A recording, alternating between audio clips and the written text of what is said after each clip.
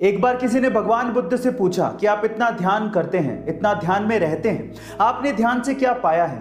तो भगवान बुद्ध ने जवाब दिया कि मैंने ध्यान से कुछ पाया नहीं है, लेकिन मैं आपको यह बता सकता हूं कि मैंने क्या खोया है। मैंने ध्यान से गुस्सा, नफरत, व्यर्थ की चिंता, बूढ़ा होने का और मृत्यु का भय खो दिया है। Guys, meditation is a medication of many mental problems. क्या आप लोग भी मेडिटेशन करते हैं? चैट सेक्शन में जरूर लिखिएगा और ऐसे अमेजिंग वीडियोस के लिए यूट्यूब पे हमारे चैनल को सब्सक्राइब कर लीजिएगा। चलिए गाइस, एक सवाल पूछता हूं। मेरा सवाल यह है कि पूरी ही दुनिया का ऐसा कौन सा देश है जिसके राष्ट्रपति को सबसे गरीब राष्ट्रपति माना जाता है? इनफैक्ट मुझे सबसे गरीब राष्ट्रपति के साथ साथ सबसे बड़ा दिलवाला राष्ट्रपति भी बोलना चाहिए था। चलिए मैं आपको इसका जवाब देता हूं और मैं ऐसा क्यों बोल रहा हूं यह भी बताता हूं। गाइस, उस देश का नाम है उरुग्वे। उरुग्वे देश के राष्ट्रपति का नाम है जोश मुजिका। अब ऐसा नहीं है कि उन्हें सैलरी नहीं मिलती, वो एक देश के राष्ट्रपति हैं, उन्हें सैलरी मिलती है, लेकिन वो अपनी सैलरी का 90% हिस्सा यानी कि 90% हिस्सा गरीब बच्चों की शिक्षा में डोनेट कर देते हैं। है ना बड़े दिल वाला राष्ट्रपति? गाइस, आपको इस राष्ट्रपति के बारे में जान के कैसा लगा चैट सेक्शन में जरूर लिखिएगा और ऐसे अमेजिंग वीडियोस के लिए यूट्यूब पे हमारे चैनल को सब्सक्राइब कर लीजिएगा।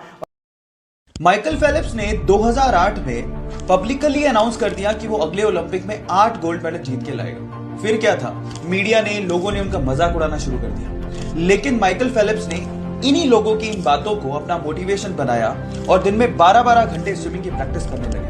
अचानक से एक एक्सीडेंट में उन्होंने अपना हाथ फ्रैक्चर कर लिया। डॉक्टर ने साफ मना कर दिया कि अगले ओलंपिक में आप पार्टिसिपेट नहीं कर सकते, लेकिन इसके पागलपन के आगे मुसीबतें कुछ नहीं थी। उसने पैरों से स्विमिंग करनी शुरू कर दी और फाइनली फिर क्या था, अगले ओलंपिक में एक वर्ल्ड रिकॉर्ड के साथ टोटल 8 गोल्ड मेडल उसने जीते। इसी को कहते हैं, अगर आप जिद करते हो तो जीत आपकी पड़ेगी। गाइस, बड़े दिल वाला किसे कहते हैं, या आज मैं आपको एक रियल इंसिडेंट से बताना चाहता हूं। एक्चुअली हुआ कुछ यूं कि एक छोटा सा बच्चा था जिसके पास खुद की एक साइकिल थी, लेकिन प्रॉब्लम साइकिल के साथ ये थी कि उसमें ब्रेक अच्छे से नहीं लगता था। अब वो साइकिल के साथ जा रहा था, सामने से कार आई, ब्रेक अच्छे से लगा नहीं, वो साइकिल सीधे कार में ठुक गई। अंकल बाहर आए, उन्होंने देखा कि कार में डेंट पड़ गया। अब वो चाहते तो बच्चे पे चिल्ला सकते थे, गुस्सा कर सकते थे, लेकिन उन्होंने उस बच्चे को कुछ भी नहीं कहा। इनफैक्ट उस बच्चे को उन्होंने एक साइकिल भी गिफ्ट की।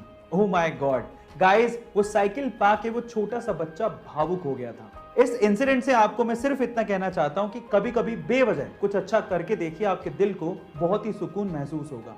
ऐसे अमेजिंग वीडियोस के लिए यूट्यूब पे हमारे चैनल को सब्सक्राइब कर लीजिए। इंडियन पॉलिटिक्स में आज भी श्री अटल बिहारी वाजपेयी जी का नाम सम्मान से लिया जाता है। अब चाहे वो कोई भी पॉलिटिकल पार्टी ही क्यों ना हो, उसके पीछे का रीजन है उनकी समझ और उनकी बोलने की कला। लोग इसके कायल थे। चलो मैं इसका एक एग्जांपल देता हूं। एक बार एक पाकिस्तानी महिला पत्रकार ने श्री अटल बिहारी वाजपेयी जी को कहा कि अगर आप मुंह दिखाई में मुझे कश्मीर दे देंगे तो मैं आपसे शादी कर लूंगी। तो इस बात पे अटल बिहारी वाजपेयी जी ने जो बेबाक जवाब दिया वो आप लोगों को सुनना चाहिए, मजा आ जाएगा। उन्होंने कहा, ठीक है, पर मुझे दहेज में पूरा का पूरा पाकिस्तान चाहिए। तो इस बात पे महिला पत्रकार बिल्कुल चुप हो गई।